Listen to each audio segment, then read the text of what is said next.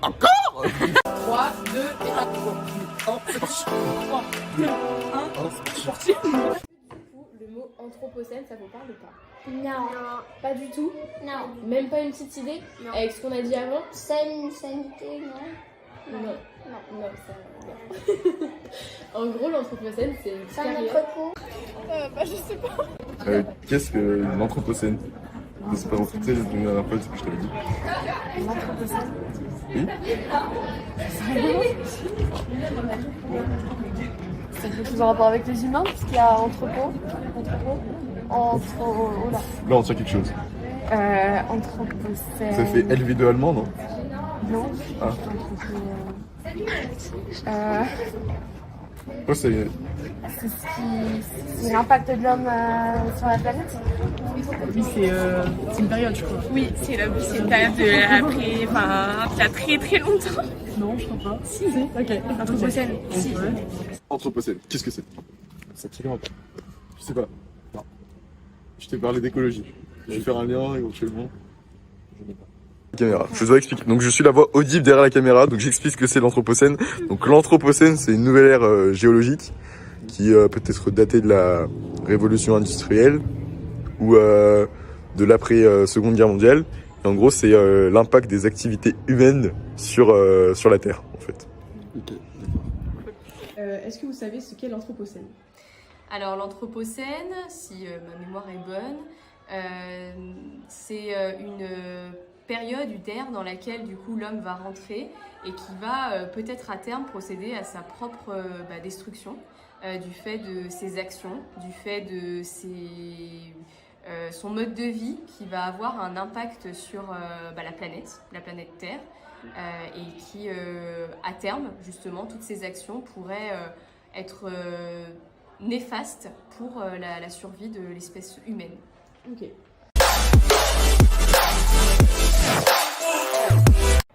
On voulait savoir si dans vos vies quotidiennes, vous faites des actions pour l'écologie, que ce soit chez vous par exemple.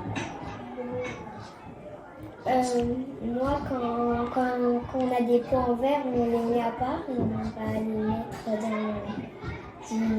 dans la poubelle des verres. Ok. Chaque mois, on fait le tri de ce qui est cassé en cave ou pas cassé et après on va nettoyer à la déchetterie.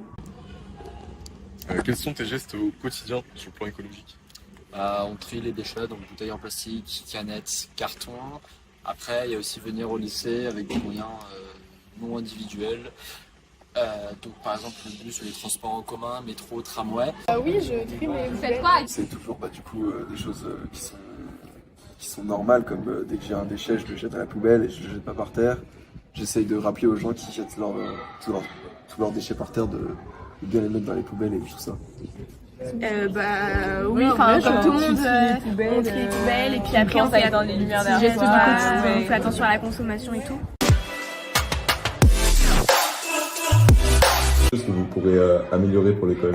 Oui, à chaque fois pour les goûter, y a à chaque fois toutes les personnes elles jettent par terre. Ok, et Leur papier de Kinder, je sais pas. du coup, il faudrait faire passer à vos camarades de faire attention là-dessus.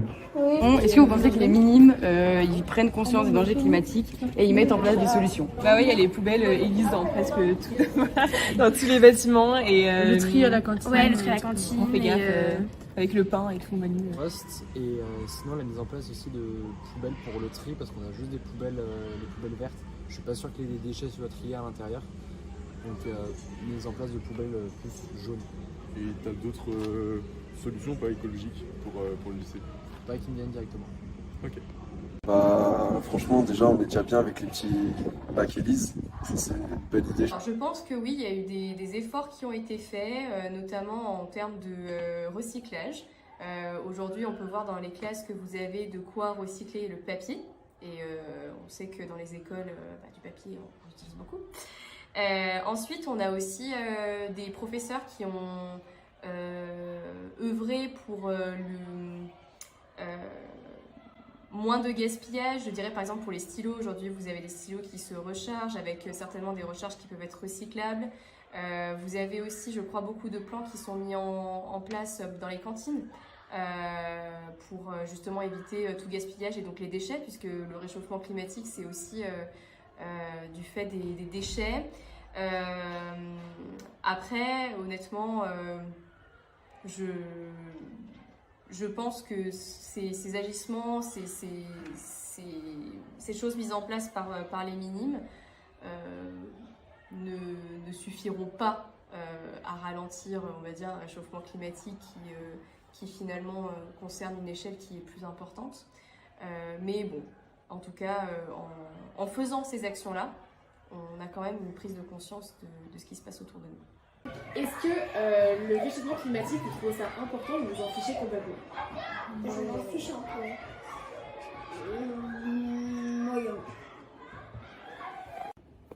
Est-ce que t'es indifférent à l'écologie ou tu trouves ça important? Non, bah, c'est quand même quelque chose d'important car c'est un thème qui est très actuel et très préoccupant. Et du coup, bah, c'est quelque chose qu'il faut pas négliger malgré notre jeunesse. Et donc, bah, pour moi, c'est un terme important du coup. Vous pensez qu'il faut faire des changements pour limiter le changement climatique et quels seraient ces changements? Alors oui, le réchauffement climatique, il a un impact qui est tel que chacun et chacune doit être concerné, toutes les tranches d'âge de la société. Je pense que ce qu'il faut repenser fondamentalement, c'est nos moyens de déplacement et notre rapport en fait temps et distance. C'est-à-dire qu'aujourd'hui, il est facile de se dire je descends pour un week-end par exemple dans le sud de la France ou même ailleurs, dans un pays européen. Sauf que en fait aujourd'hui justement il faut repenser ça et se dire qu'il faut privilégier des déplacements donc, qui sont à proximité. Donc ça veut dire privilégier des circuits courts, des circuits courts aussi bien au niveau de la consommation, mais aussi au niveau de nos loisirs. Et je pense qu'avec ça, on pourra justement arriver à une petite échelle, à notre échelle en tant que citoyen, à lutter contre le réchauffement climatique. Et puis bien sûr, il y a tout ce qui est nouvelle façon de produire à l'échelle donc des États, repenser la mondialisation aussi. Mais je pense que c'est quelque chose qui se verra et se fera sur un temps plus long, sur le long terme.